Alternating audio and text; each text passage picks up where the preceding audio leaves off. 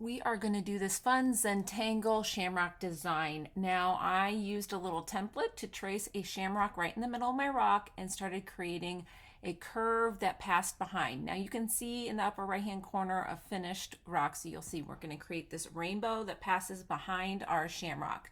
Now I'm going to talk a little bit about the pens I'm using here. These are micron pens. They have a felt tip. This is a rough rock. However, if you use a very light touch, they will last a while, but you can wear down the tips, so be very careful if using these in your rock painting. You could use an extra fine tip paint pen as well. I use those more often these days than these micron pens because they will wear down on you easily. So as you can see here, I'm just adding lines behind until I have enough stripes to have a rainbow. Once you're done with your rainbow behind, we're going to just start creating our dangles. Now we're going to cap off the edge of our rainbow for our first dangle here. When I'm drawing dangles, I just always imagine them heavy. So use like gravity. I always have charms at the very bottom of each of my dangles. And then you can add little circles and dots, rectangles, teardrop shapes. Be creative, whatever you want as your little gems as you make your stripes and work your way down.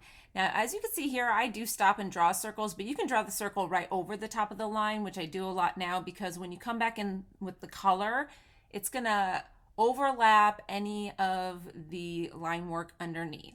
And I'm just going to be creative. You can add as many of these as you want. However, just be careful that they don't get too clustered. You can always add more. You can't take them away after the fact. You can also have some designs that go up off your shamrock or off the sides of your shamrock as well. Be as creative, taking up the space on the rock as you can. Once you're happy with your lining, and you can always go back and add more, just start coloring in your design. I like to start with the rainbow in the background, and then we'll head into our dangles. Now with the dots, I like to use a dotting motion for the most part. If you need to make a bigger dot, you can dab, dab, dab in the same spot a few times to make it a slightly larger dot. I also use a light green, a gold here, and then I used my glitter paint pen. It is a little bit bigger of a tip, but it still can get in some pretty tight places. So just work your way around, mixing up your colors a little bit until you like the look of all your dangles.